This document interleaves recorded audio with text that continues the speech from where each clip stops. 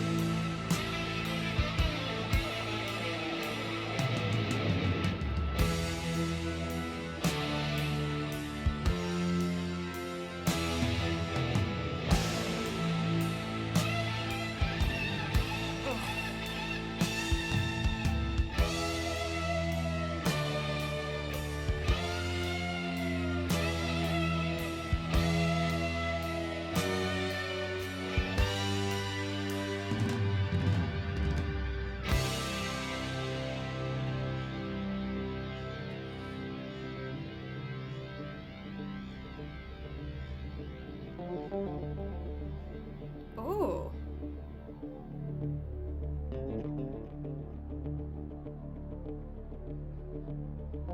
Dad is flown across the ocean. These transitions are amazing. Even just a memory.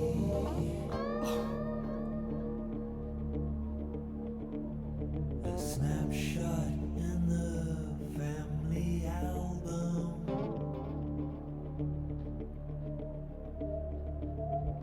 Daddy, what else did you leave for me?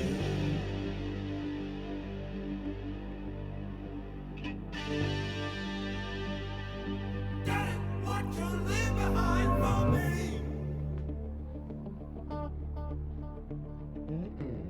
All in all, it was just a brick in the wall.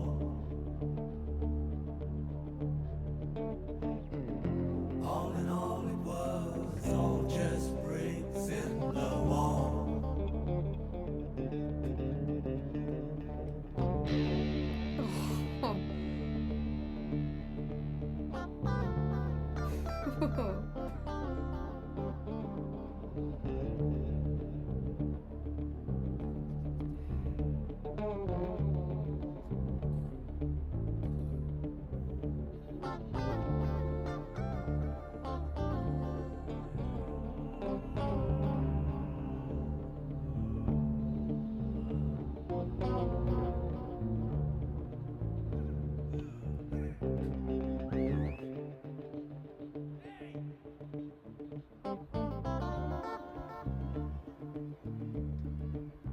So groovy too.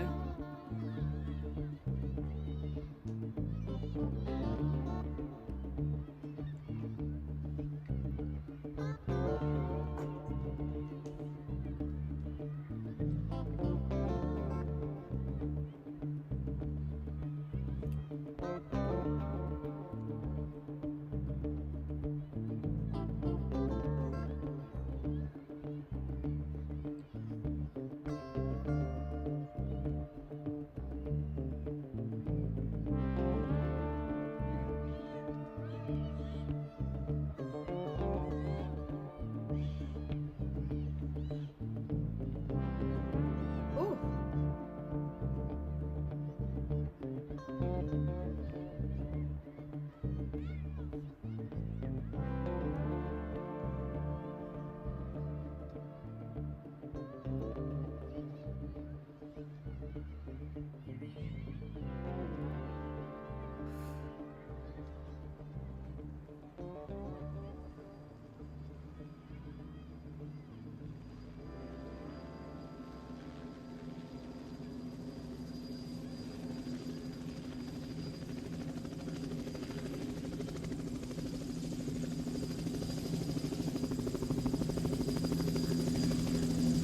That's intense.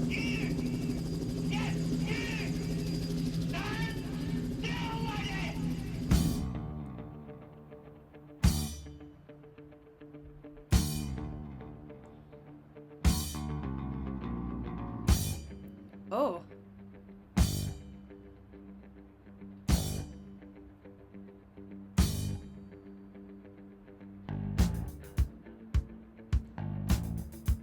When we grew up and went to school, there were certain teachers who would hurt children any way they could,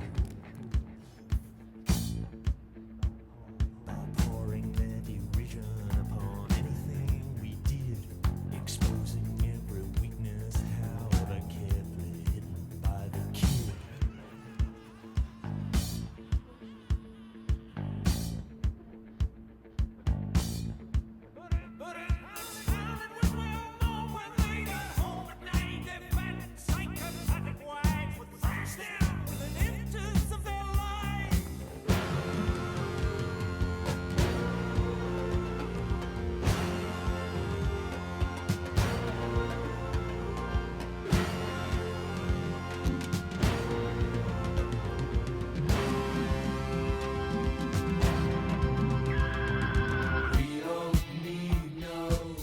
Oh, I I think I recognize this song. We don't need no thought control. This bass. No dark sarcasm in the classroom.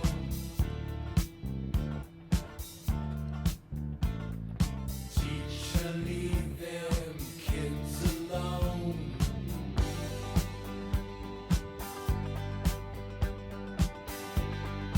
Hey, teacher, leave them kids alone. Yeah, I definitely know this song.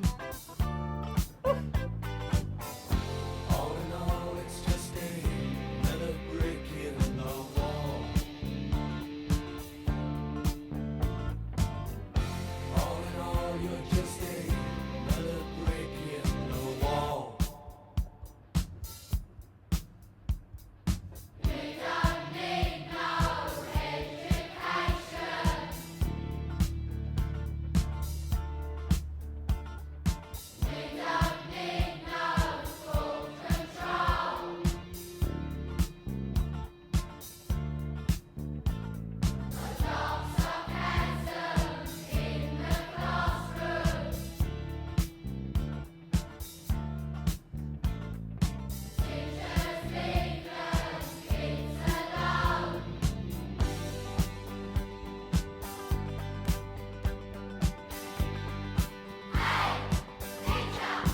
Leave us kids alone.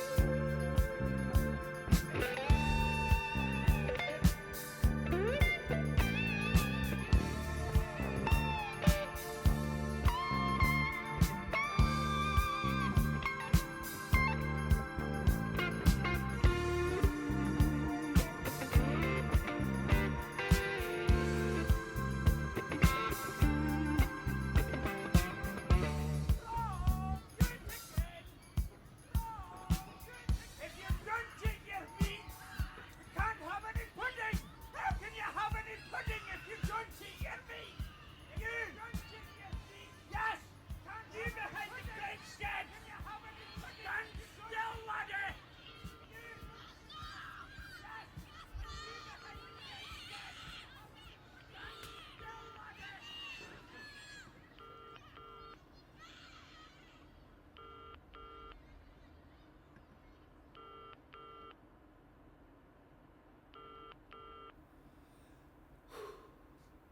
Mother, do you think they'll drop the bomb?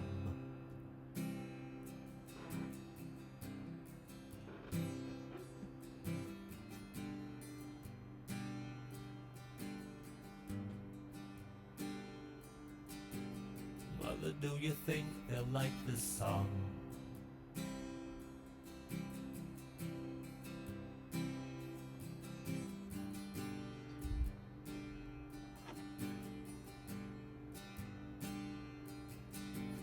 Mother, do you think they'll try to break my balls?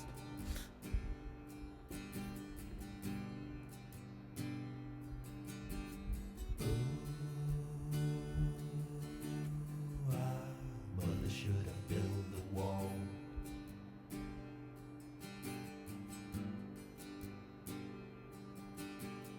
Mother, should I run for president?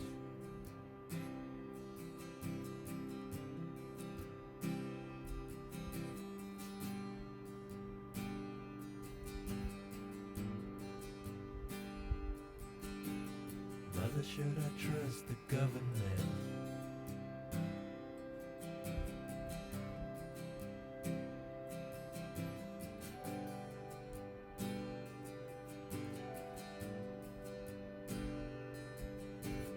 Mother, will they put me in the firing line?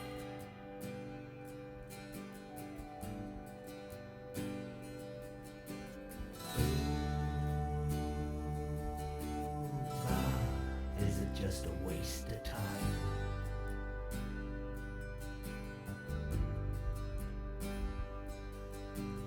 Hush now, baby, baby, don't you cry.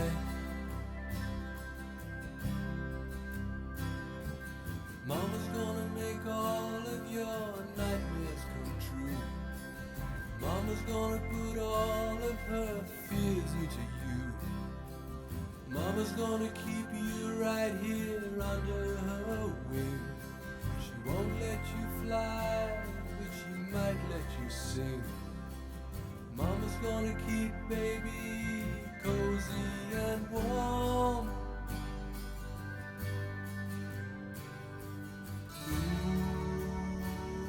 Ooh, babe. Ooh, babe. Ooh, babe. Of course, Mama's gonna help build the wall.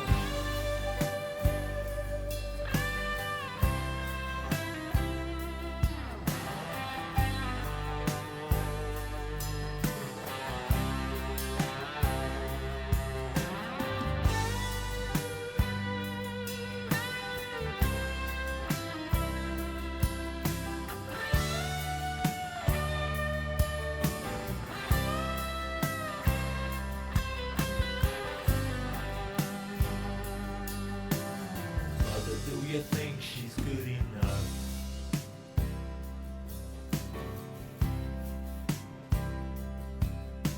For me?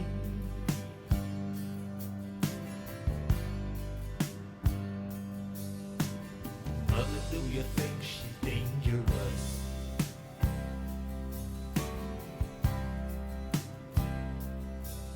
Tell me.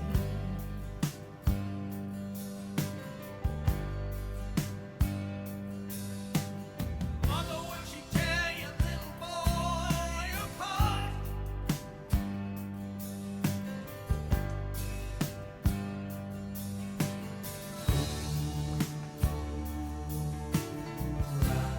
Mother, will she break my heart?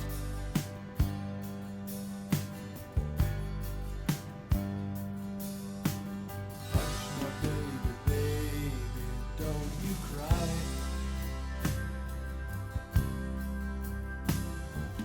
Mama's gonna check out all your girlfriends for you. Mama won't let anyone dirty get through.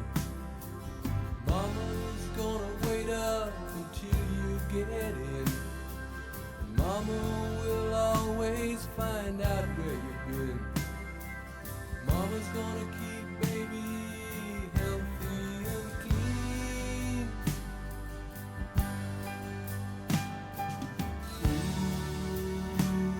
Ooh, baby. Ooh,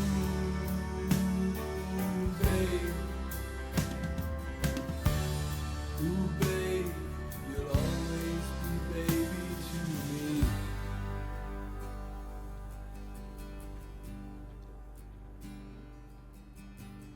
Mother, did it need to be so high?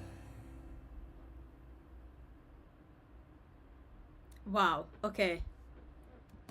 This seems to be the first pause in the album that isn't, a continuation onto the next song. I have listened to the comments, and I know that people didn't like when I was stopping in between transitions, so I've tried to stop doing that now. Turns out it just happens to be 6 songs into this album, which is completely fine. But wow, thus far I'm just absolutely blown away. And I just have so many thoughts that I would like to express. So just from listening to the first 6 songs of the album, thus far the themes that I'm getting of what this album's about is I don't know, I feel like it seems to be based off of their last two or three albums have we listened to now. The last three albums that we've listened to now, I'm getting a lot of same but different sort of concepts from that, obviously just expressed in a different way, musically, lyrically, etc. But I feel as though this again is another album that is very similar to The Dark Side of the Moon, where it is talking about life and the system that we are just naturally placed into. First things first, the first song reminded me, it just made me think of war and how unfortunately that's the world that we live in and how wars still happen. But then, when it moved on to Another Brick in the Wall, this just immediately made me think about how, as a society, this is how individuals can feel.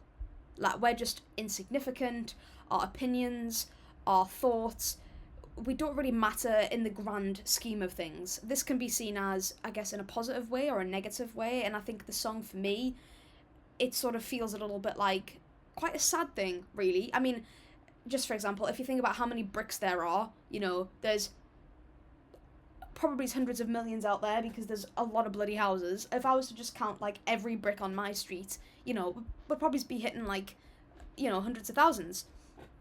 Never mind the whole world. And if you think about another brick, it's just like, it's just there. Just the way that it's sort of worded is, it's just kind of there. There's not really any significance to this one singular brick.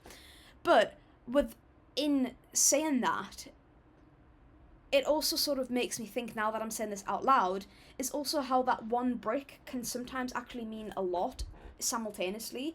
Because if you were to take one brick out of a house, like, it's not going to fall down immediately, but over time it might start to negatively impact the structure of the house. And I feel as though that's how it is with society, is we can feel very meaningless and our existence can feel pointless at times, and we can just feel like another brick in the wall. It can be pretty insignificant. We can feel pretty insignificant. But yeah, if that brick was to disappear, if we were to disappear, it would, in the long run, have a pretty negative impact on things. And I feel like the more that I'm talking about this out loud, the more that I feel as though this song is potentially a proponent for mental health, and talking about how even though you may feel insignificant, you may just feel like another brick in the wall, sometimes without you here, it can actually be a really negative thing on this world. And I loved part 2. I have heard part 2 before. I think I can remember my parents playing it when I was a kid, and I love how the kids sort of get involved and talk about, I mean, I guess they're sort of doing like a chorus thing in it, aren't they? Like, that's how they're part of the song. And this song, Another Brick in the Wall part 2, reminded me so much of school, and reminded me of just how much I hated school. And I felt like this song is just the epitome of how I felt, in the sense of, there's so many teachers out there who just do not care whatsoever about their students. And unfortunately, I feel as though those teachers take over the proportion of teachers who do actually care about their students. Like, I can think, in school, my English teacher in secondary school was absolutely amazing. The only reason I did so well in English was because of her. And she is one of the few teachers who I felt like actually cared about education and about the kids that she had to teach. And I feel as though, like, unfortunately, looking back on like my primary school experience and some secondary school experiences, the teachers just don't care about you whatsoever. And I feel as though Another Brick in the Wall not only makes the kids feel like they're another brick in the wall, but that's also how the teachers and the adults live in the world too. Like, at the end of the day, some teachers don't care about the students. They are just there for the money. That's the only way that they can survive. And, you know, like I say, not every teacher is like that. There is some teachers who really do care. But I feel as though the overarching theme of that song is more to do with how this mindset can sort of have like a knock-on effect. And I liked the fact that the kids were there sort of harmonising, because I feel as though Pink Floyd really brought that out and emphasised that point. And then moving on to Mother, I feel like there's a lot of juxtaposition in this song. I feel as though the first part of the song starts off with you sort of being like a child, and the only person that you know who is going to protect you really is your mum and your dad, like when you are, you know, a young kid. And you know, as a kid, you're always just like, oh, like, mum, will I be able to do this, mum, you know, whatever else. It's always like your mum or your dad who you're looking to for help. But then I feel as though as you grow up, you realize that your parents are not really any different to you, in the sense of it's also your parents' first time living here on this earth, and all of the mistakes that you've made, they have also likely made, and they're also going to continue to make mistakes, just like, you know, we are, you are, I am, anyone will. And I feel like this is something that is really hard when you grow up to kind of understand, and I feel like this is what really highlights this for me. Mama's going to make all of your nightmares come true. Mama's going to put all of her fears into you. And to me, this just sort of highlights again like this generational like trauma, like how, you know, kids can get traumas from their teachers, they can get traumas from their families. And I feel as though like there's a lot of new research on this now where you don't actually realize just how much you can feed into other people without even really realizing. And I feel as though this first half is sort of like you expressing like the wonderment of your parent, and then this second half is sort of like your mum been like, yeah, well, actually, you know, I'm not just here to save you, like, I can actually hurt you too. And I feel as though the beautiful part about this song is it's not there to indicate the flaws of parents, it's to highlight that parents are also just people too. And like, yeah, you know, as an adult, you're probably going to instill some things into your kids that you don't necessarily want, but, you know, it's your first time learning. There's no exact parent manual, or even just, there's no manual on being a human. Like, we all are just in this thing for the first time. We get to live it once, and we're all just like, what the hell are we doing here? And I feel like this very much highlights that, in the fact of, you know, your parents can make mistakes too here. And yeah, I feel as though, like, in the end, it sort of highlights that you still rely on your parents, like, no matter how old you are. Like, I'm 23 and I still rely on my mum and dad, and my mum's an adult, and, you know, I feel like sometimes, like, you always have that admiration and that loving around your parents, I guess. And yeah, I do think, though, within sort of speaking about this is something, I mean, this is like really off topic to the whole album, so if you want to skip ahead, that's fine. But hearing another brick in the wall really reminds me of how I try and act around kids. So to give some context, I worked at a camp in America for a couple of summers, and I was sort of like a day camp counselor, so I looked after the kids during the day, and my approach to how I spoke to them, how I treat them, how I don't even know what the word is, basically how I interacted with these kids is how I wish I had been treated when I was their age. I have a lot of memories of school, of just, I guess, trauma. I don't know, that might be too strong of a word, but just not nice memories of how teachers and I guess just adults in general would treat me. And you know, I feel like that's caused some issues in my life as an adult. And so my principle as a person is to treat these kids how I wish that I was treated when I was their age. I think what I'm going to do is I'm going to listen to the rest of this album, well, disc 1, and then we're going to have a little look on Spotify and see if there's anything that stands out that's important to the background to this album and the songs, and then, yeah, we're going to go on from there.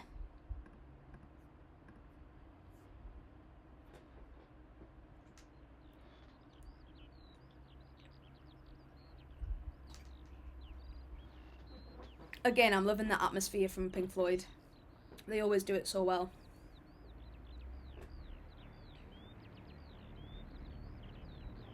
But if I just close my eyes... Look, Mummy, there's no plane up in the sky.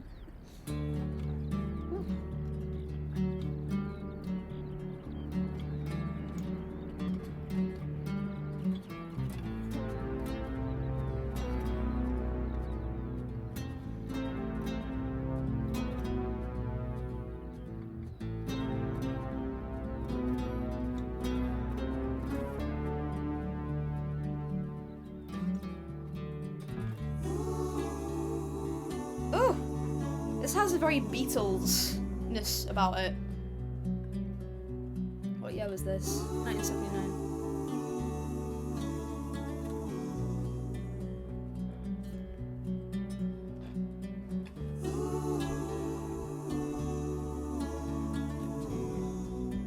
This guitar is gorgeous.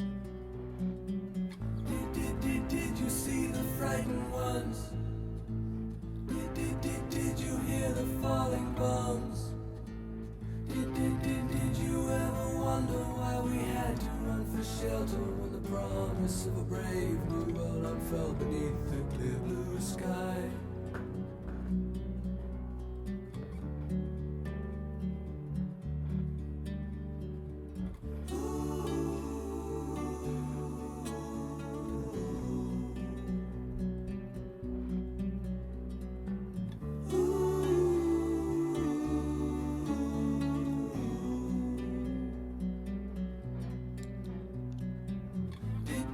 Did you see the frightened ones? Did you hear the falling bombs? The flames are all long gone, but the pain lingers on. Goodbye, blue sky. Goodbye, blue sky. Goodbye, I love how the synth follows that. goodbye.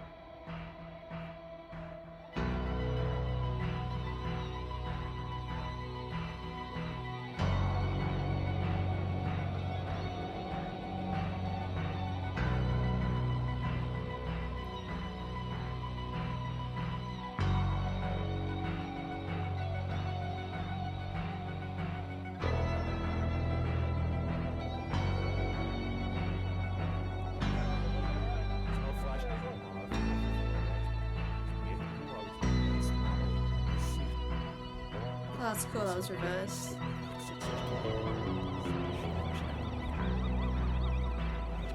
What shall we use to fill the empty spaces where we used to talk?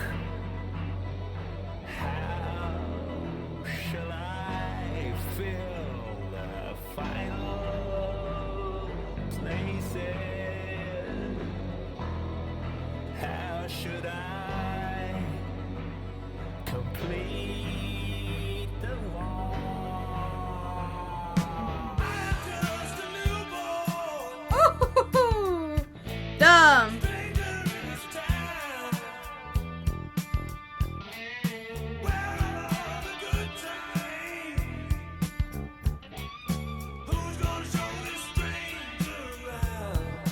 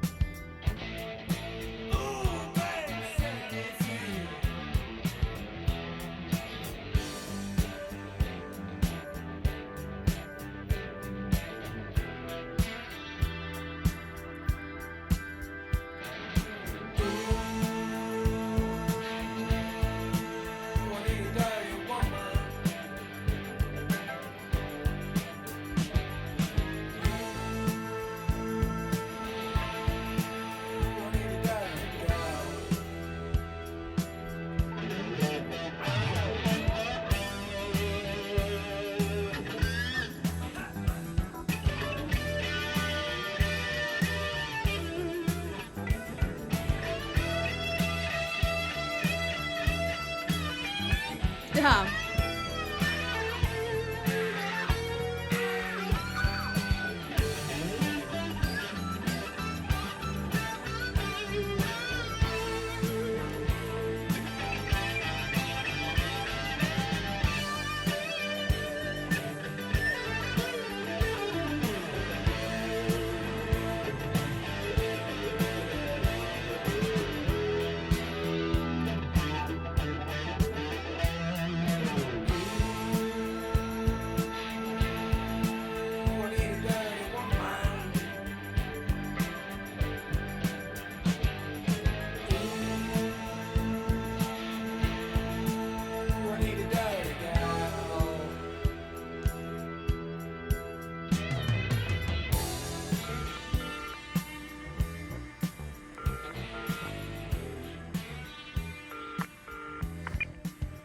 Hello?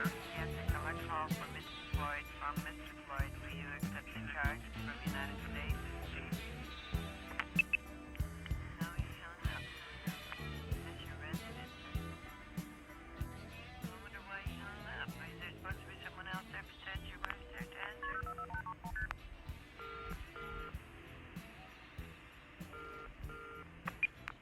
Hello? This is United States calling. Are we reaching... He keeps hanging up. And it's a man answering.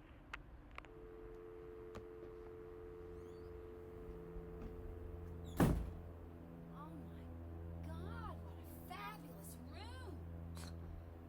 Are all these your guitars? I'm sorry, sir. I didn't mean to startle you. This place is bigger than our apartment. Let me know when you're entering a room. Yes, sir. Can I get a drink of water? I was wondering You want about some? Huh? Yes. I can hear you when you're getting inside. I have to report to city. I'm aware of your duties, though. Wanna take a bath? I'll have to find out from Mrs. Bancroft what time she wants to eat. As for her maid, needless to say, she can have her in the open kitchen. Okay? What are you watching? If you'll just let me know as soon as you can when Mrs. Bancroft wants me to. Mrs. Bancroft. Hello? Anyone? I don't understand. Are you feeling okay? Day after day, Since you just arrived. love turns gray, like the skin on the dying man. And night after night, we pretend it's alright. But I have grown older, and you have grown colder, and nothing is very much fun anymore. And I can feel one of my toes coming home. I feel cold as a razor blade, tight as a tourniquet, dry as a funeral drum.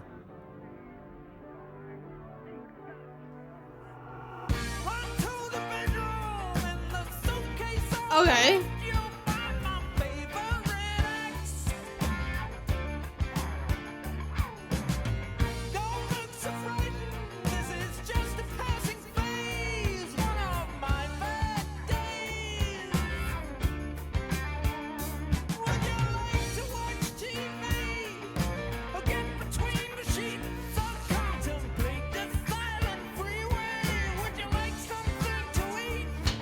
Would you like to learn to fly?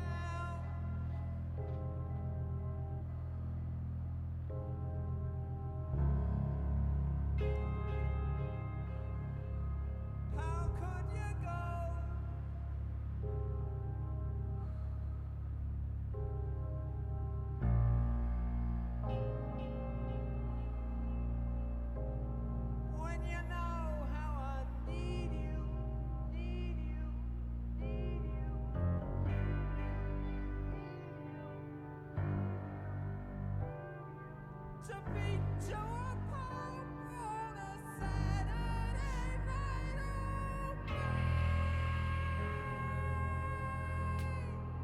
Don't leave me now.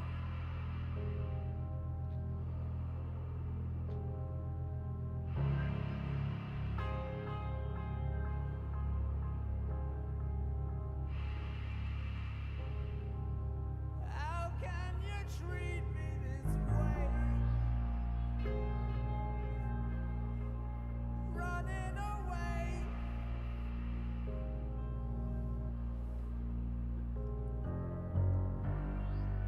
Oh, babe, why are you running away?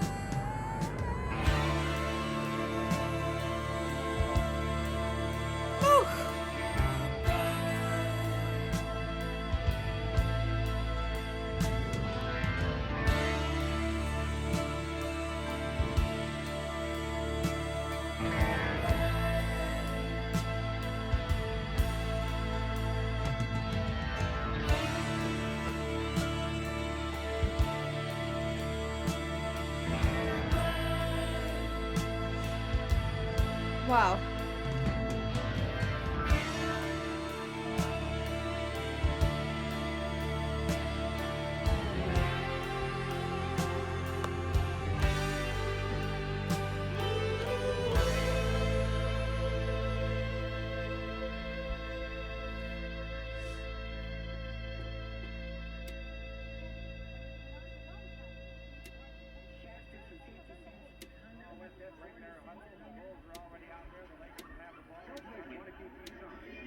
Oh.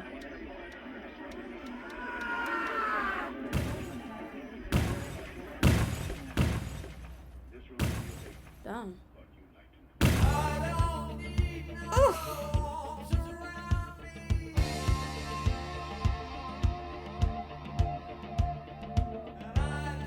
I love the kick in these songs.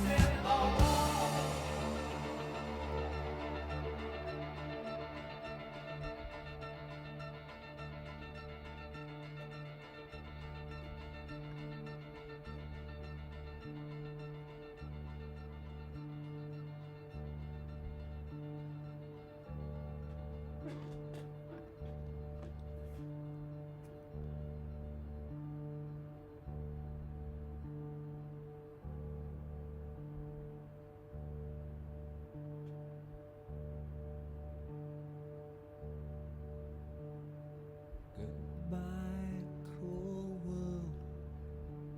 I'm leaving you today. Goodbye, goodbye, goodbye.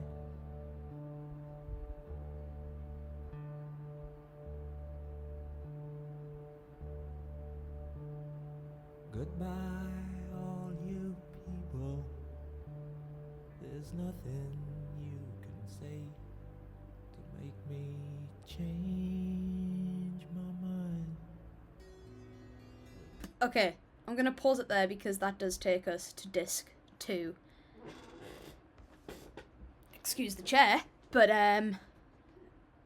yeah, wow, that was just insane. I mean, I already gave, I'd say, most of my thoughts after Mother, and I feel like what I said sort of continues through the rest of the songs. What I would like to say, though, which I didn't actually mention before, is just how good the instrumentation is on this. I mean, the first few songs, and especially the Another Brick in the Wall, part 1, 2, and 3, the instrumentation in those is just amazing. I mean, just like the gritty guitars that just come in, and then the synths that are just followed behind them, it just, oh, it's so good.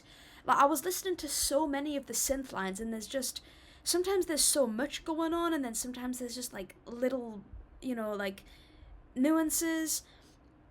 And wow, yeah, I mean, I especially loved a couple of these last songs where it started off a bit slow, and then the guitars just came in like halfway through. Like that was just like absolutely insane. But I would like to actually talk about the first half of this album first. Okay, so I have actually found a way for us to be able to look at these annotations together, which I am super duper happy about. I've kind of got minimal things up here to distract everybody, because I know sometimes if there's too much in the background, it can get a little bit too much. But I thought that this would be a perfect way to look through the annotations together, and I can actually sort of focus my attention here rather than sort of just looking down. I feel like because we're going to be covering a lot of songs, I'm only going to point out things that I find are important or interesting here. And starting off here, we've got the title of In the Flesh as a nod to their In the Flesh tour, which is from 1977, and apparently it suggests that what the audience sees on stage might not reflect the true nature of the performer. Oh wow, okay, this is really interesting. So during Pink Floyd's 1977 In the Flesh tour, Roger Waters became so frustrated with the audience's behaviour that he actually spat at a fan trying to climb the stage barrier. This incident deeply affected him and inspired the concept of building a metaphorical wall between the band and the audience, which became the foundation for this album. Wow. So again, In the Flesh opens with a quiet melody that subtly references Outside the Wall, the album's closing track. This creates a circular structure, making an album feel like a continuous loop, emphasizing the cyclical nature of the protagonist's struggles. The reprise of In the Flesh later in the album features a quiet and extended instrumentation, marking the protagonist Pink's hallucinations of himself as a fascist dictator. This dramatic shift in the song's presentation underscores the character's descent into madness and the blurring lines between performance and reality. So the thin ice is to symbolize life's fragility. The song starts with the comforting lines about parental love, but soon warns about the dangers of skating on the thin ice of modern life, suggesting that beneath life's seemingly safe surface lies potential peril. Okay, I'm really interested to hear what Another Brick in the Wall, all of these things are about. I don't know if it'll just say the same thing for all of them, but we're going to read over them. Ever notice how the guitar riff in Another Brick in the Wall Part 1 seems to echo and fade? That's not just a cool effect. It's meant to symbolise Pink's growing detachment from the world, as if he's retreating further into himself with each note. Oh, wow. Yeah, this is something that I've noticed with Pink Floyd is I feel as though most of the time a lot of the storytelling is actually told through the instrumentation rather than the lyrics, and I feel like that's something that is just so incredibly talented to be able to do, to point out like, oh, I intentionally did this because I wanted this outcome to be made. I just think is just next level creative. In the film version of The Wall, that might be something I can react to on my Patreon, the scene for Another Brick in the Wall is pretty heart-wrenching. It shows Pink's mom mourning in a church while Pink plays with a toy airplane, hinting at his dad's death in the war. This visual really drives home the theme of loss and the beginning of Pink's emotional withdrawal. The phrase, all in all, it was just another brick in the wall, might sound dismissive, that's what I said, but it's actually Pink's way of coping, also what I said. By calling his dad's death just a break, he's trying to downplay the pain adding to the growing list of traumas that make up his emotional wall. That's sort of exactly what I said. It's there to sort of be quite dismissive, but it's also there to also sort of be almost empowering in a way of coping, and I think that it's a very interesting thing to think about. I mean, it's like how, people say you only live once. You can either take that as something to be quite sad or something to be quite powerful and uplifting. Okay, next song. The title, The Happiest Days of Our Lives, is dripping with irony. While it suggests joyful school days, the song actually delves into the harsh realities of the British education system, highlighting the oppressive nature of certain teachers. It's a stark contrast that makes you rethink the so-called good old days. Wow. I feel as though this is literally just everything that I spoke about. Like, this could not be worded more brilliantly. Okay, this is another Brick in the Wall part 2, and it says here, producer Bob Ezrin had a bold idea: add a children's choir to the track. He enlisted 23 students from Islington Green School in North London, just around the corner from the band's studio. The kids aged 13 to 15 were recorded singing the now iconic lines, and their voices were overdubbed multiple times to create a massive haunting chorus. Yeah, I feel as though it was the like the iconic lines of all of them singing together. That is what is ingrained in my brain of also being a kid. The school received £1,000 and a platinum record for their contribution, but the students themselves were initially only given concert tickets and copies of the album. Years later, some of them successfully claimed royalties for their work. The song's famous line, "We don't need no education," became an unexpected anthem for students protesting against apartheid era education policies in South Africa. I really apologise for my pronunciation there. In 1980, black students adopted the track to voice their discontent with their inferior schooling system imposed on them. Hell yes! The South African government, viewing the song as a threat, banned it on May the 1st, 1980. Despite the ban, the song's message continued to resonate, symbolising resistance against oppressive systems. Damn. This is the impact that I love about music. Like, the fact that these kids banded together to voice their opinions about their really crappy schooling system is just, it's beautiful to see. And the fact that this happened because of a song, it's just really empowering, I find. The music video for this song is as memorable as the song itself. Directed by Gerald, it features real-life children marching in unison, eventually being fed into a meat grinder and emerging as uniform, faceless figures. The striking imagery symbolises the dehumanising effects of rigid education systems. The animation was a tough feat at the time, achieved by a cartoonist, Jill Potter, who also worked on projects like Yellow Submarine. Damn, yeah. Yeah, I mean, this is the thing though, school... I don't know, I just feel as though, like, looking back at school, you know, like, I can talk about being bullied and stuff, but I do feel as though when you're in school, you're not really trying to thrive, are you? Like, you are literally just trying to survive, to get by, and maybe not be bullied, to just literally get through the education system as intact as you can. The song Mother is a conversation between Pink and his overprotective mom. Roger Waters sings Pink's part while David Gilmour voices the mother during the chorus, adding depth to their dynamic. When Pink Floyd was recording Mother for The Wall, drummer Nick Mason found the song's shift in time signatures like 5/8 and 9/8 a bit tricky. To keep things moving smoothly, they brought in session drummer Jeff, who nailed the complex rhythms. Porcaro later became famous as a member of Toto. Oh, damn, that's actually really cool.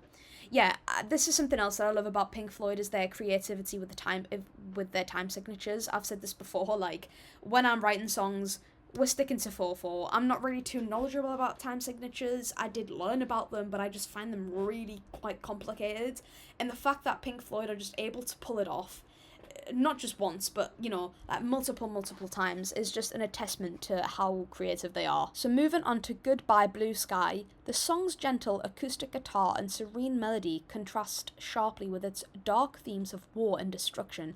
That's what I was thinking when I was listening to this. I was thinking Goodbye Blue Sky makes me think of sort of like when a bomb explodes, I guess, and it's just all sort of dust and smoke and things, and, you know, there's no more blue sky.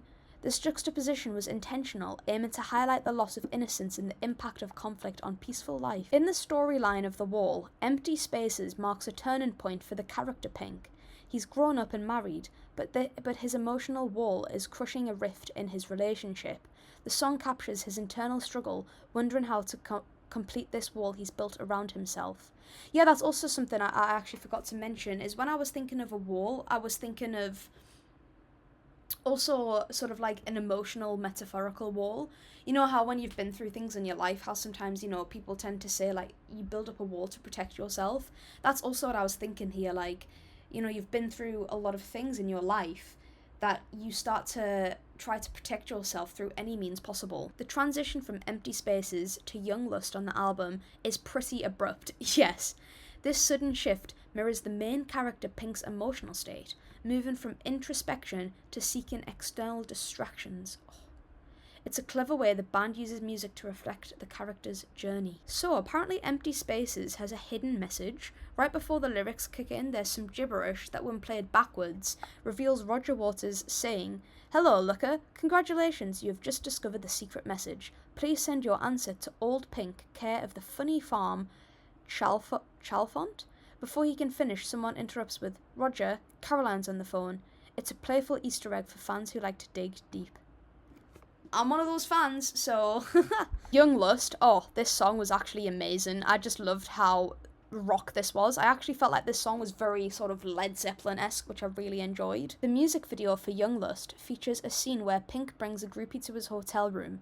This visual representation emphasizes the song's themes of temptation and the emptiness of casual encounters, reflecting Pink's internal struggles and the facade of his rock star persona. Yeah, I mean, I feel like just instantaneously from the title, Young Lust, we can tell that this song isn't talking about any meaningful experiences with a person. It's literally just all lust and no love. In the storyline of The Wall, Young Lust marks a turning point for the character Pink. After becoming a rock star, he indulges in the stereotypical sex, drugs, and rock and roll lifestyle. This song captures his descent into hedonism, setting the stage for his eventual isolation and mental breakdown.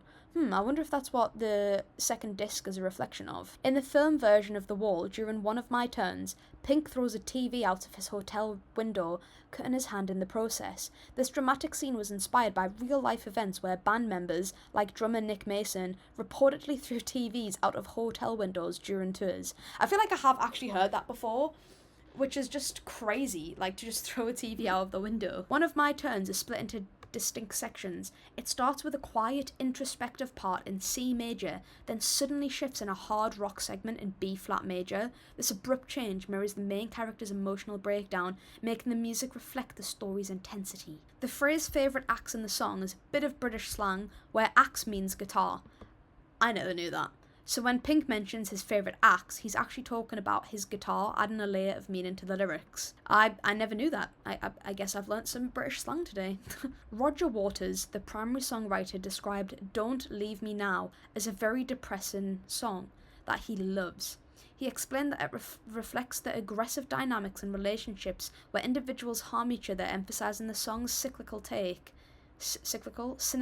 on love and dependency. In the film adaptation of this album, this song accompanies a surreal scene where Pink destroys his hotel room in a fit of rage after discovering his wife's betrayal. This visual representation amplifies the song's themes of despair and self-destruction. In Another Brick in the Wall Part 3, Pink's emotional turmoil reaches a peak. The song's aggressive tone and lyrics like "I don't need no arms around me" signify his complete withdrawal from the world. This marks the near completion of his metaphorical wall, symbolising his total isolation. So this song was actually going to be named Brick 3 Drugs in the early demos of The Wall, because Roger Waters labelled this track as such, highlighting its focus on Pink's rejection of substances and external influences. As the album evolved, the song's title changed to its final form, reflecting its place in the trilogy that explores Pink's psychological isolation. In the music video for this song, it features a powerful scene where Pink smashes his TV with a guitar. This act represents his rejection of external influences and his descent into isolation as he finalises the construction of his metaphorical wall. I feel like these songs, just like the meaning of them, just keeps on getting like darker and darker the more that we sort of go along. So the final word of Goodbye Cruel World, goodbye, is delivered after the music has faded out, leaving it hanging in the silence. This deliberate choice creates a sense of finality and despair, underscoring the protagonist's complete severance from the outside world. It's a subtle yet powerful way to convey the depth of his isolation. So when I did say that this album felt a little bit, of a way to talk about mental health, it actually seems that is partially the case as well, because, it's talking about how all of these external things can really affect your thoughts as well. In Goodbye Cruel World, the music is stripped down to its bare essentials, featuring only a simple bass line and subtle synthesizer chords. This minimalistic approach mirrors the protagonist's emotional state, emphasizing his withdrawal and the completion of his metaphorical wall. The stark arrangement allows the listener to feel the weight of his isolation, making the song's message even more poignant. And now, we're gonna hop into Disc 2 of The Wall, with Hey You.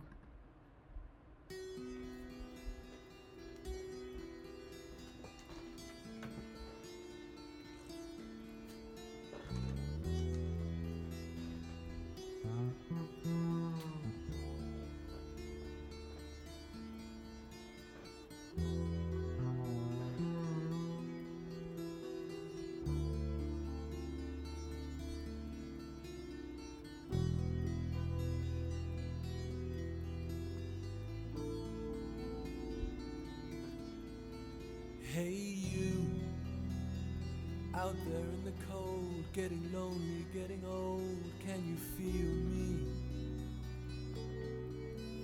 Hey you, standing in the aisles with itchy feet and fainting smiles, can you feel me?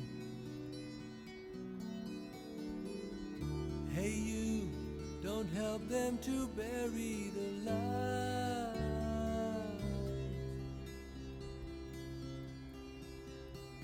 Don't give in without a fight.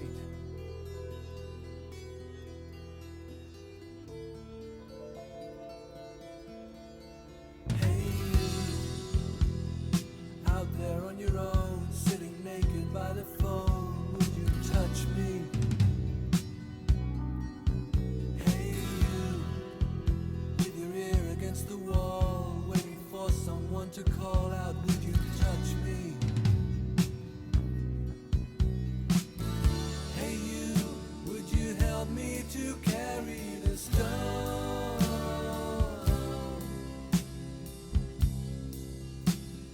Open your heart, I'm coming home.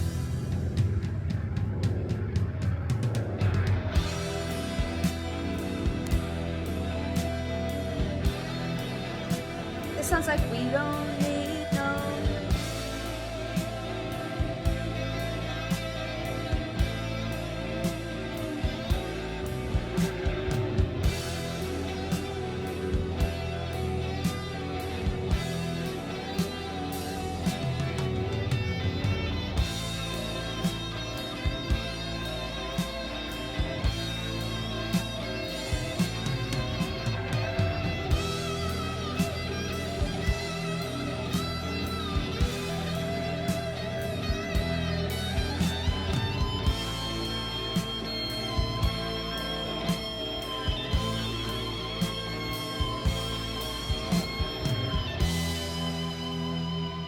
Oof.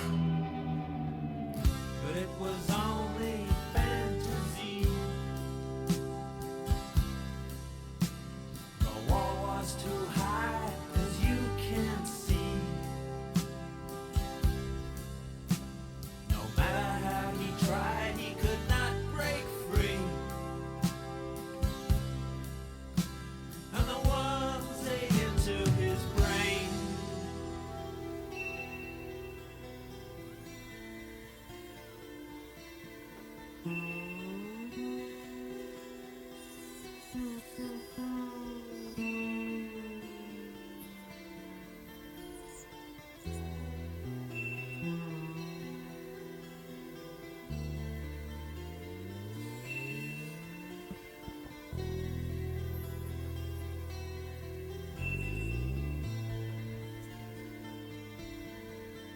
Hey you, out there on the road, always doing what you're told. Can you help me?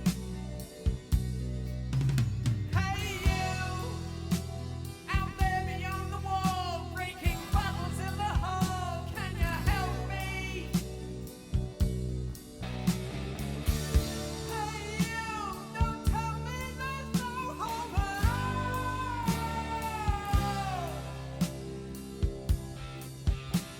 Together we stand, divided we fall. Damn.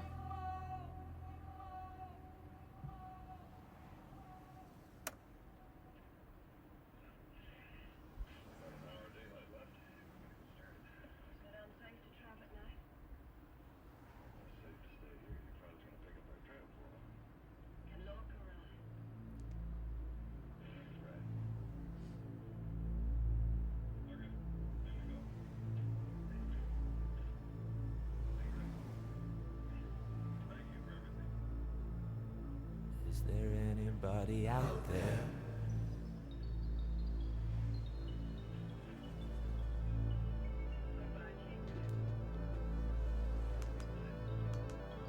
Is there anybody out there?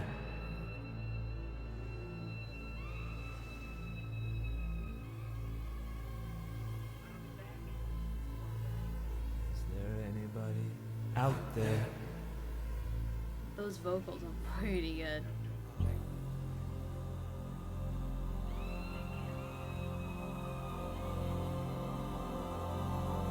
Is there anybody out there?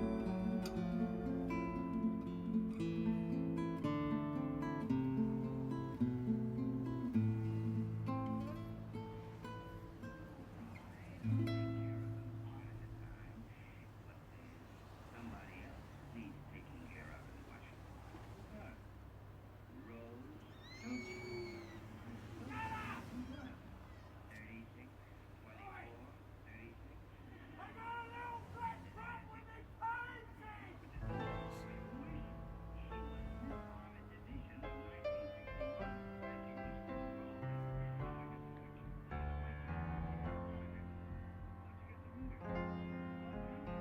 Got a little black book with my poems in.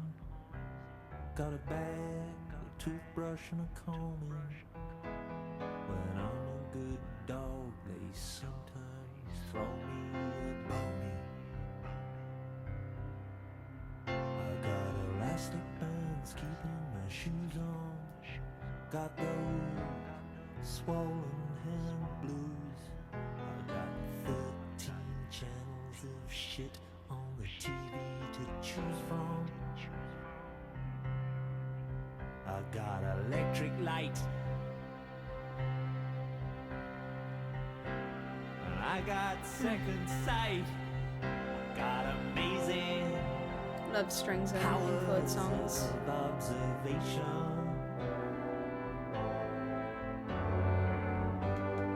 That is how I know. When I try to get through on the telephone to you, there'll be nobody home.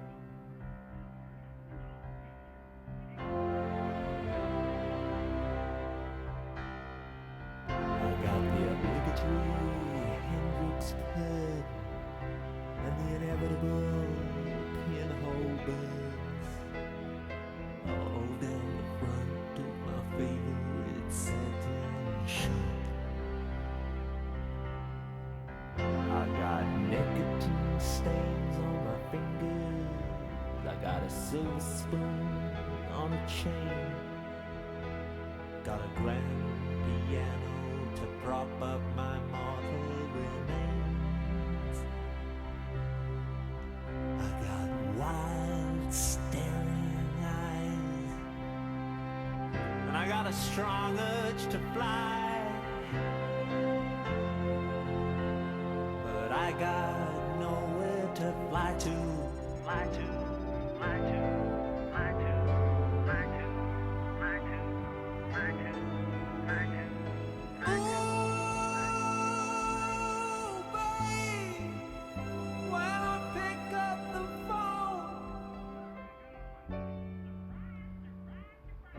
there's still nobody home.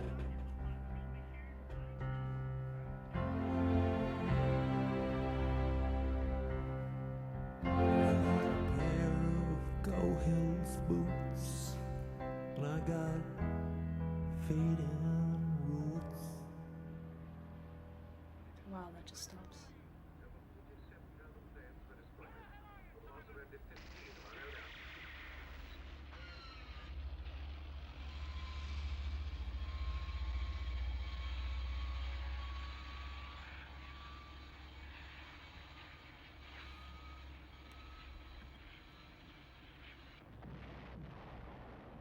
Does anybody here remember Vera Lynn?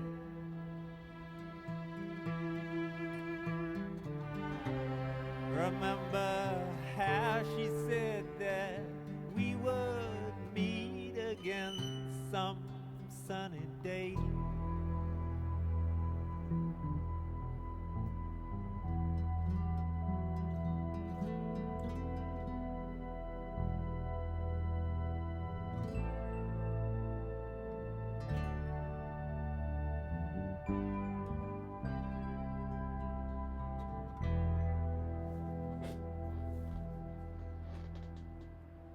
Vera, Vera, what has become of you?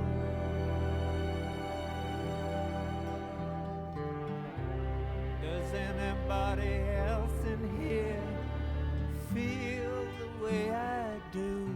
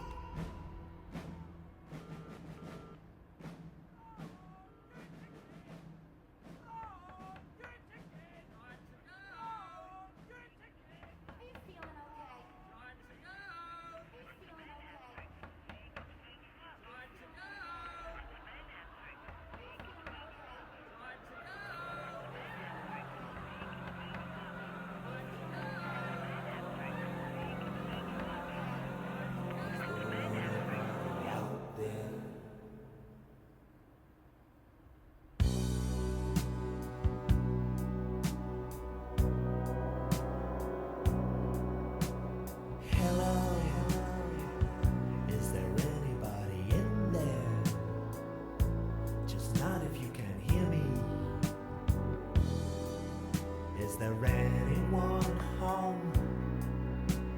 Come on now. I hear you're feeling down. Well, I can ease your pain, get you on your feet again. Relax.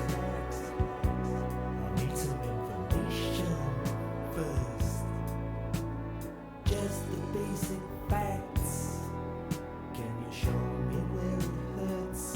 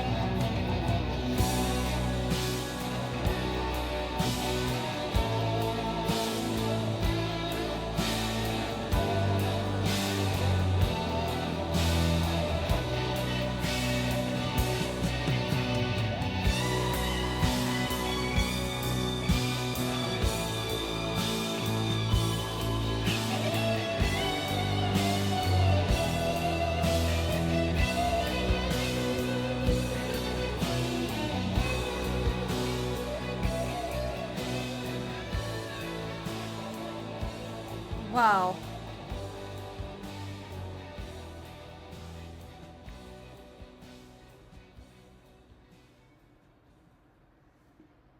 Wow.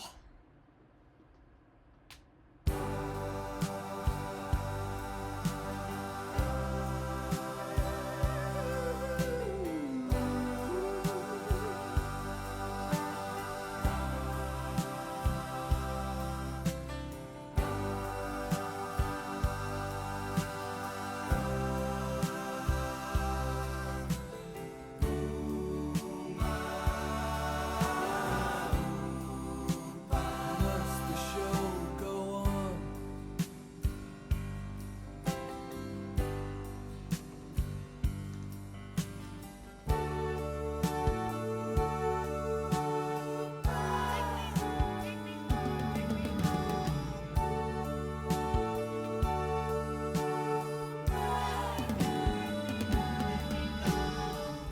There must be some mistake. I didn't mean to let them take away my soul. Am I too old? Is it too late?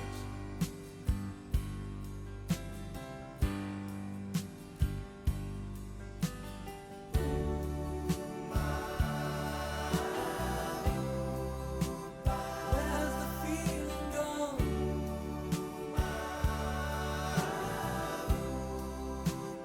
Will I remember the song?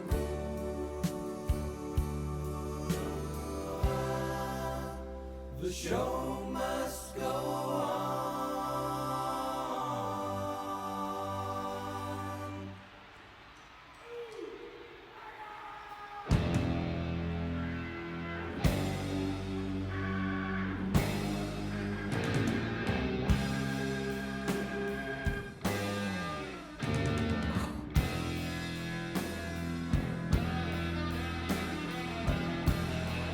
Oh.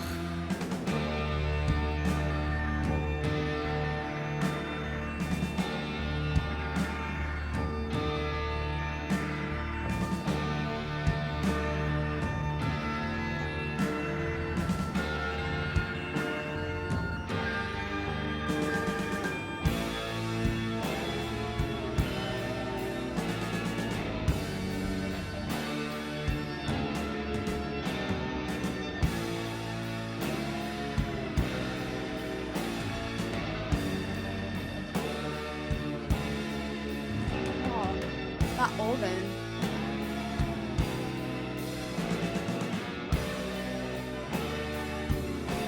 I feel like I recognize this in the flesh. Oh. That's why.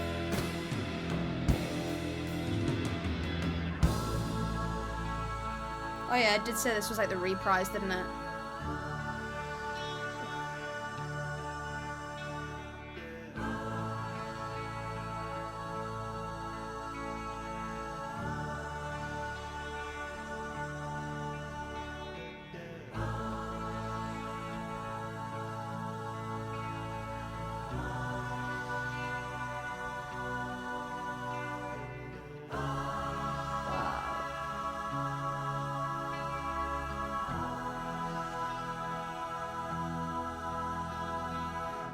So ya thought ya might like to go to the show to feel the warm thrill of confusion and space cadet glow. I got some bad news for you, sunshine. It isn't well. He stayed back at the hotel and they sent us along as a surrogate band. We're gonna find out where you fans really stand. Are there any queers better tonight. Get 'em up against the wall. Now there's one in the spotlight. He don't look right to me. Get him up against the wall. And that one looks Jewish. And that one's a cool. Well, it's riff-raff into the room. There's one smoking a joint. And another with spots. If I had my way, I'd have all that shot.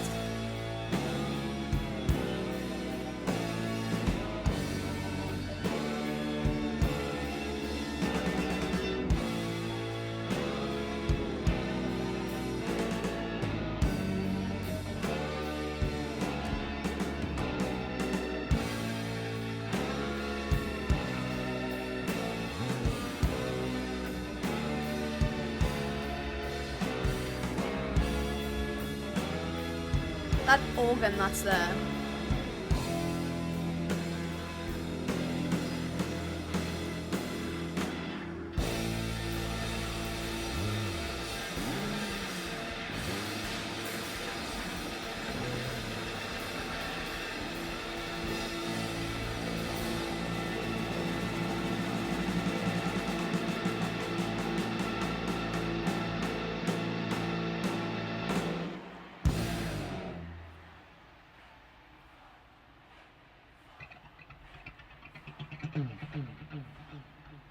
Oh.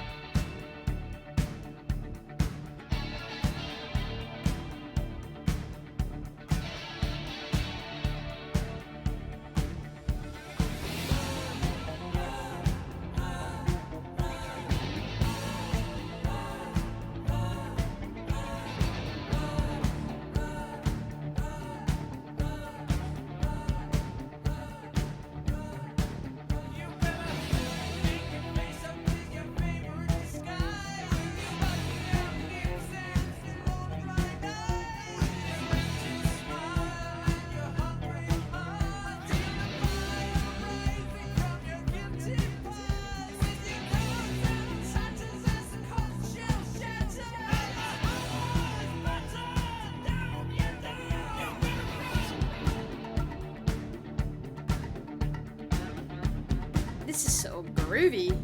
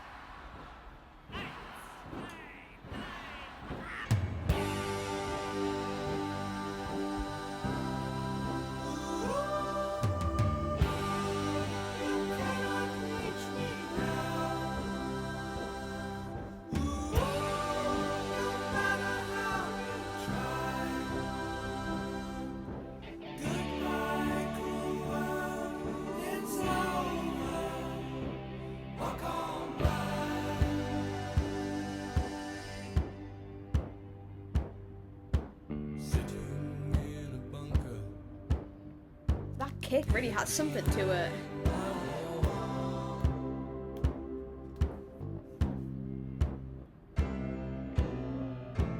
Waiting for the worms to close to come.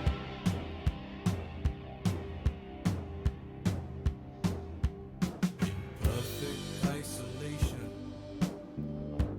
here behind my wall.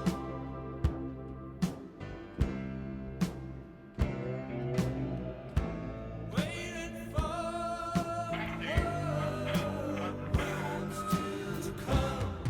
We're all going to convene on 116 outside Brixton Town Hall, where we will be going to cut out the dead ones, to clean up the city, to mow the walk, to put on a black jack, to weed out the weakling, to smash in their windows and kick in their doors, on the final solution to strengthen the strain.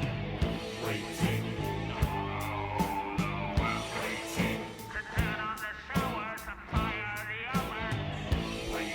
Are the queens and the coons and the reds and the Jews.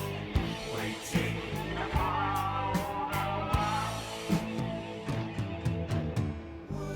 Would you like to see Britannia rule again? My friend, all you have to do is follow the words.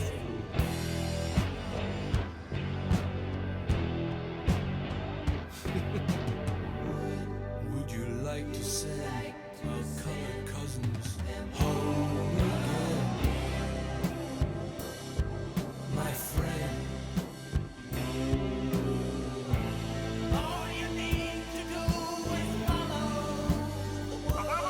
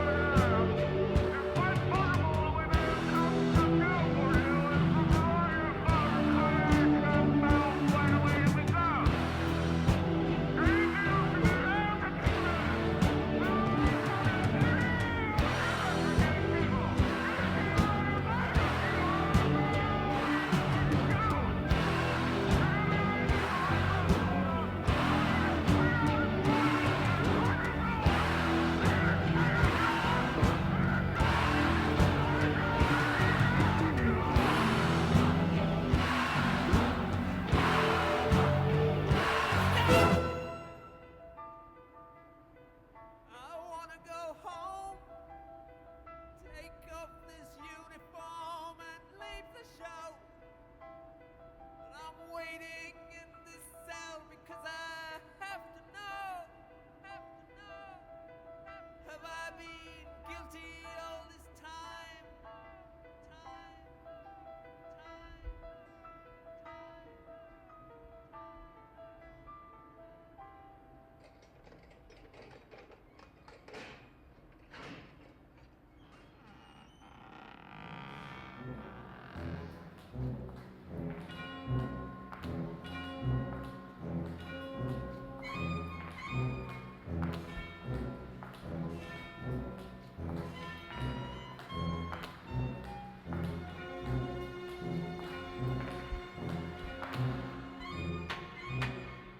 Good morning, worm, your honor. The crown will plainly show the prisoner who now stands before you was caught red-handed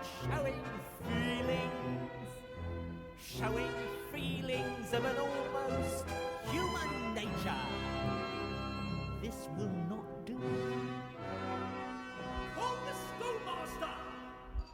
I always said it come to no good, didn't me, and you're around. Then let me have my way, I couldn't bleed into sheep. But my hands were tied, the bleeding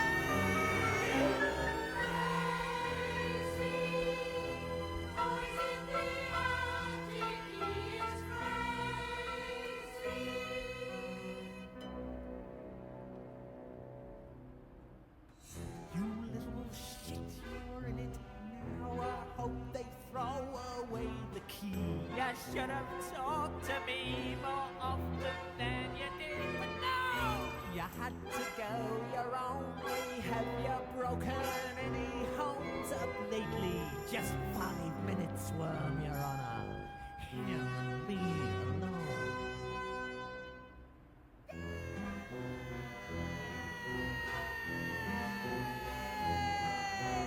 Comes another baby, let me hold you in my arms. But I never wanted him to get in any trouble. Why'd he ever have to leave me? Worm, Your Honor, let me take him home. Crazy over the rainbow, I am crazy. Bars in the window. There must have been a door there in the wall when I came in. Over the rainbow, he is crazy. The evidence before the court is incontrovertible. There's no need for the jury to retire. In all my years of judging, I have never heard before of someone more deserving of the full penalty of law. The way you made them suffer, your exquisite wife, mother, fills me with the urge to defecate. Since, my friend, you have revealed your deepest fear, I sentence you to be exposed before your peers. Tear down the wall!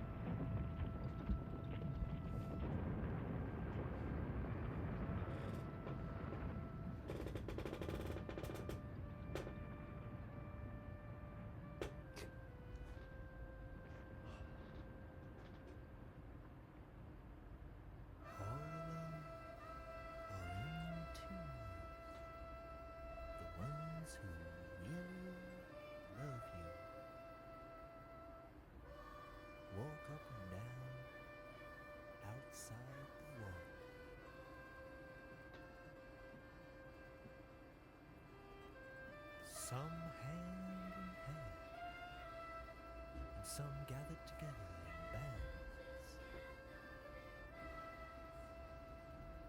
The bleeding hearts and the artists make their stand.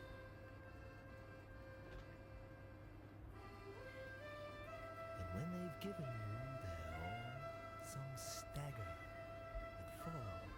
After all, it's not easy. Banging your heart against some mad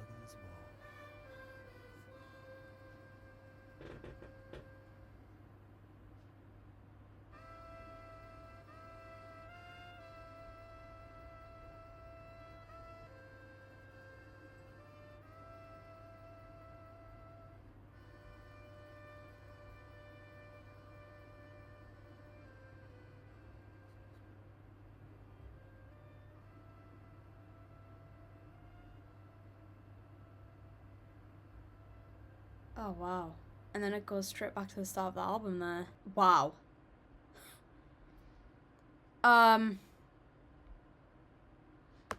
It's safe to say that I'm pretty damn speechless on what to say about this album.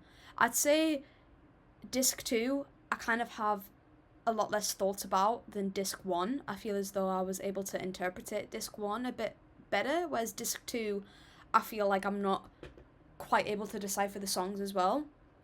There was a couple songs though where they talked about queer people, about Jews, about people of different skin colours. The way that it was talked about was in a very derogatory way, and given Pink Floyd the benefit of the doubt because of previous stuff that I've listened to, I feel as though Pink Floyd were talking about how those things are all issues to treat people anything less than, you know, how you treat yourself is an issue. And I want to say that I think that's what they were trying to talk about, how this is how other people can think, but it's not how they think. That's what I'm hoping to take away. But wow, what a powerful album. And I thought I'd stick on that repeat section because I did read that, well, we did read previously that it goes straight back to the start of the album, and it really did. That was incredible.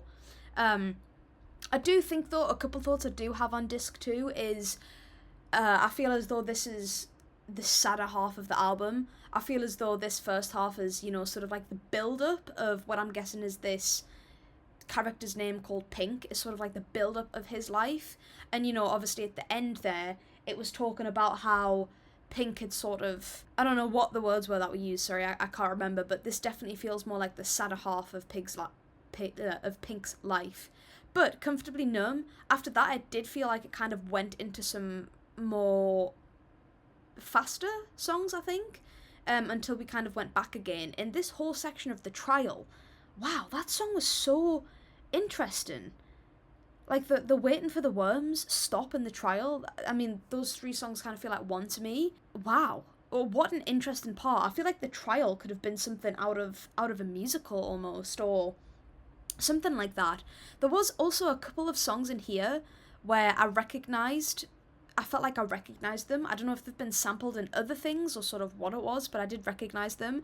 And I do know that in a few of the songs there was also Another Brick in the Wall, that bass riff or whatever it was, sampled in the other songs too. Wow. Yeah, damn, I don't even know what to say really. I'm just incredibly blown away and speechless. I almost want to say, after one listen to this might be up there with Dark Side of the Moon for me. Okay, so we're gonna go back to my Spotify on my phone here so that we can bring up the about sections of the song. We're gonna go through all of disc 2 now, and Hey You kicks off the second half of The Wall, marking a turning point where Pink realises his isolation. Okay, this worded it much more beautifully than I said it. Originally it was placed later in the album, but moving it up emphasised his desperate plea for connection right after completing his metaphorical wall. The haunting sonar-like sound in Hey You is actually a handheld power drill. Sound engineer James Guthrie used this effect to symbolise the worms eaten into Pink's brain, adding a chilling layer to the song's exploration of mental decay. So now we're on to Is There Anybody Out There? The song features snippets from old TV shows like Gunsmoke and, yep, these here. These background dialogues add to the sense of isolation and disconnection that the track conveys. Okay, also in this song, David Gilmour wasn't happy with his own fingerstyle playing on it, so they brought in session guitarist Joe DeBlasi to play the part. The funny thing is, the band's official site mistakenly credit him as Ron oh, no. Joe and Ron do not sound alike. Wow, okay. So I feel as though this album is also, you know, in tribute to Syd Barrett again, who was talked about in pretty much all of Floyd's albums. I think it is beautiful. It seems that they really, really care about their friend, because it says here in the film version of The Wall, during Is There Anybody Out There, there's a scene where Pink meticulously arranges his belongings in his hotel room. This was inspired by Syd Barrett, the band's original frontman, who once showed up at a recording session with his head and eyebrows shaved, and was seen arranging his possessions in a similar manner. The repeated line "is there anybody out there" isn't just the lyric, it's Pink's desperate plea for connection as he realises the emotional walls he's built have left him utterly alone. This moment marks a turning point in the album's narrative, highlighting the consequence of his self-imposed isolation. Damn, I feel as though so many of the albums that I'm listening to right now are coming at such a poignant position in my life.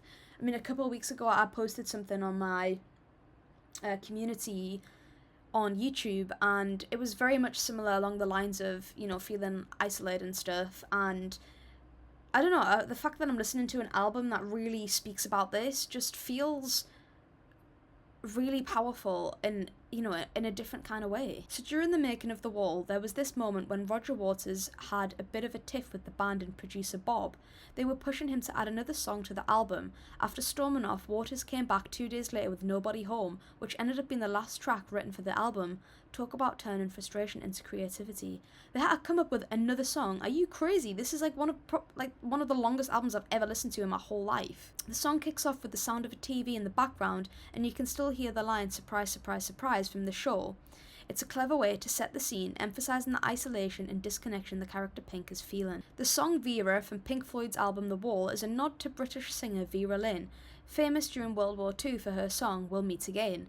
The lyrics ask, does anybody here remember Vera Lynn, referencing her role in boosting morale during the war. This connection adds depth to the album's themes of war and loss. In the film version of The Wall, Bring the Boys Back Home takes on a haunting visual. Young Pink stands at a train station watching soldiers reunite with their families, only to realise his own father isn't among them.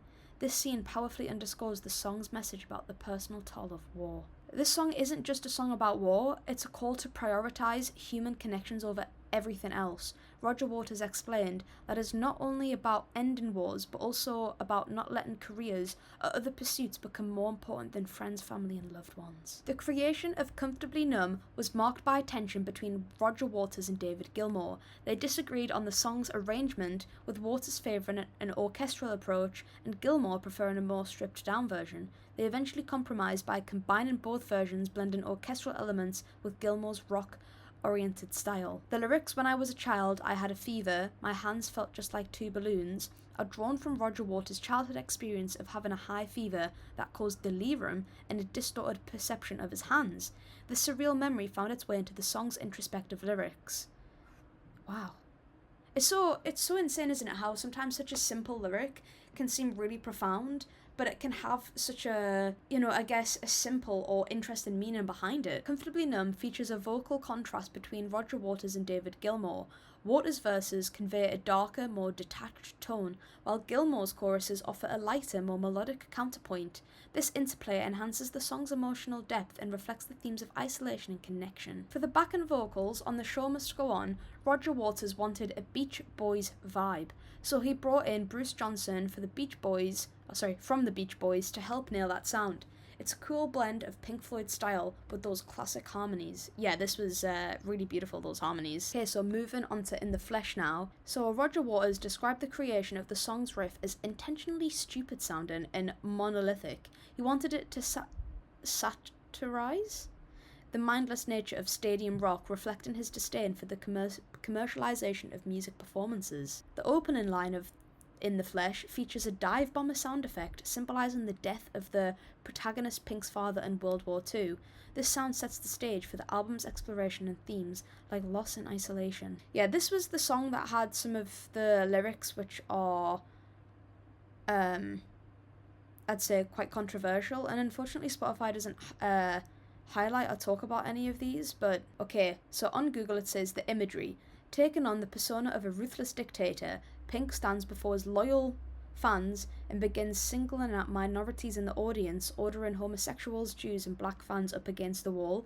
This extreme jarring shift demonstrates how Pink's self-isolation has manifested outwardly as hatred and a desire for total control.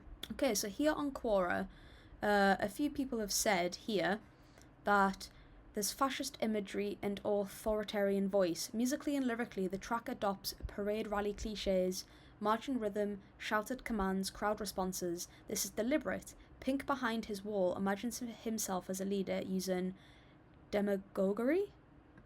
Demagoguery? Sorry, I don't know what that word is. The song satirizes, I feel like I can never pronounce this word, how personal pain and narcissism can be transmuted into violent totalitarian fantasies, a warning about how audiences can be rallied into complicity. Wow. That's a powerful sentence right there. The song lyrics, urging someone to run all day and run all night, this is run like hell, sorry, I should have said, reflect the proper protagonist's descent into paranoia and authoritarianism. Yes, sorry. It's a stark portrayal of how power can corrupt and lead to oppressive behaviour. Sorry, sometimes I like to educate myself on bigger words and stuff, so I apologise if I did pronounce that wrong. In the film adaptation of this album, Run Like Hell features chilling scenes where Pink's followers, dressed in black uniforms, terrorise minorities.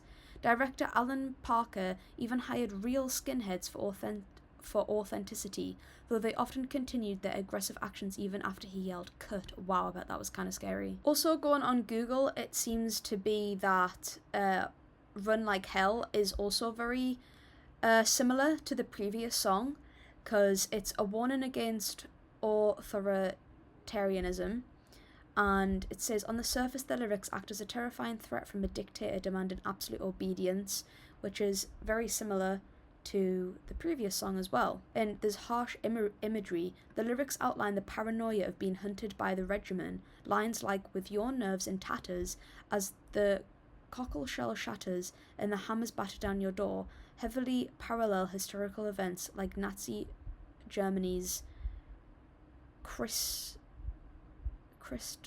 sorry, I really don't know how to pronounce that, but wow, that's really scary, honestly.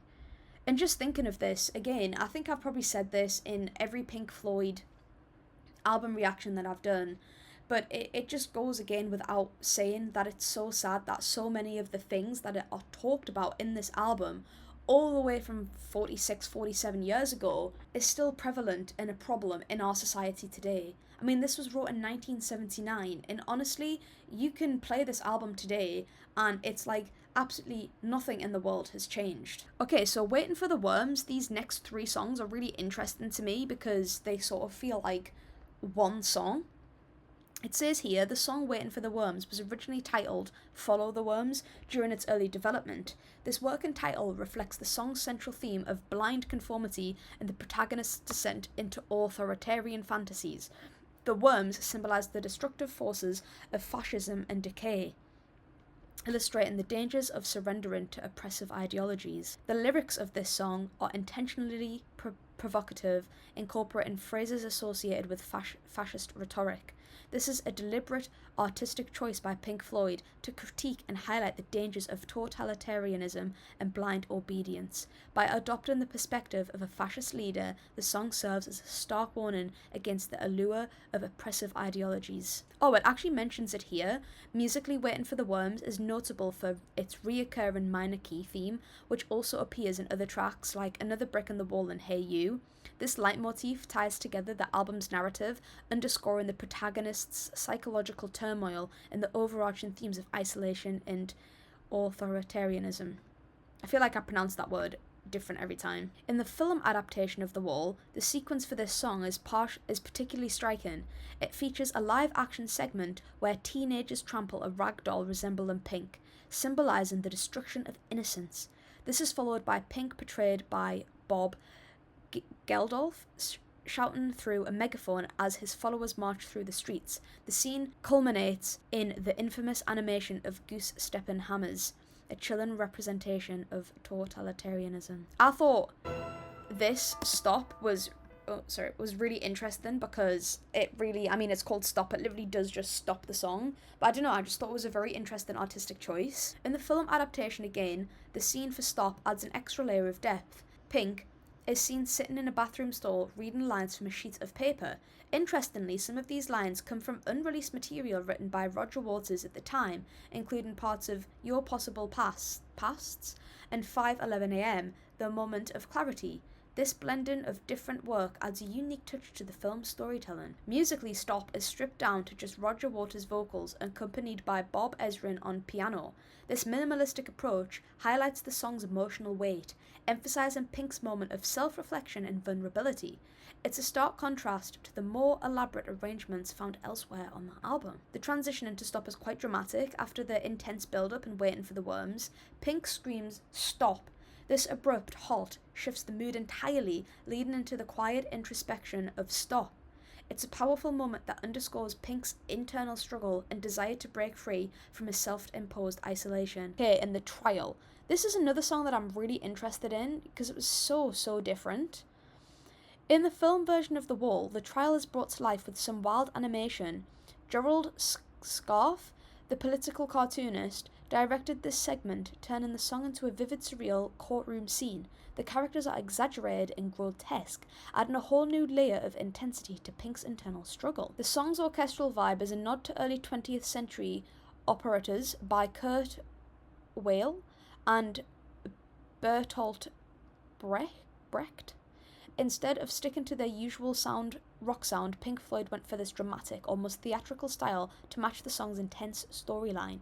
It's a cool blend of rock and classical influences that makes The Trial stand out. In The Trial, Roger Waters doesn't just sing, he takes on multiple characters, each with their own distinct voice. He portrays the prosecutor, the schoolmaster, Pink's wife, his mother, and even the judge. It's like a one-man show where he switches accents and tones to bring each character to life, making the song feel like a mini rock opera all on its own. Okay, moving on to the final song of the album, Outside the Wall. Just from the title alone, this either makes me think of you've managed to break down the wall and now you're outside of it and you're free, or in the same breath, you could feel as though, isolation has now consumed you and you are now outside of the wall while everybody else is inside of it. During live performances of The Wall, Pink Floyd had a memorable way of presenting Outside the Wall. After the dramatic destruction of the stage's physical wall, the band members would come to the front playing acoustic instruments like the mandolin and accordion.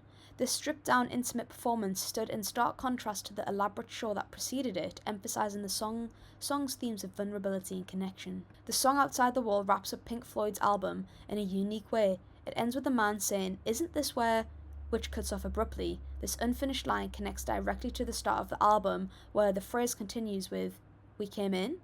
This clever loop gives the album a circular feel, suggesting that the themes explored might be part of an ongoing cycle. I'm just totally blown away by this album. Like, I feel as though I'm going to do a lot of sort of deep dive off of camera to really understand what this album's about. And I can see from all the annotations that there is actually a movie based on this. So I think that would be really interesting to explore on my Patreon.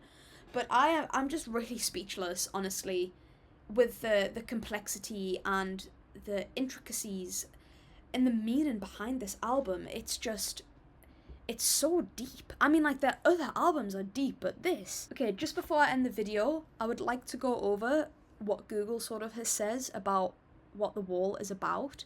So apparently it's a rock opera exploring emotional isolation, childhood trauma, and the alienating effects of fame. And it tells the story of Pink, a fictional rock star who builds a metaphorical wall of trauma and defense mechanisms around himself, ultimately leading to a mental breakdown. So the core narrative is a semi-autobiographical from the band's primary writer, Roger Waters, and their troubled former frontman, Syd Barrett. Each painful event in Pink's life represents a brick in this wall. Childhood trauma, Pink losing his father in World War II. Overprotection and abuse. He is smothered by a protective mother and emotionally beaten by cruel, oppressive teachers. Failed relationships and fame.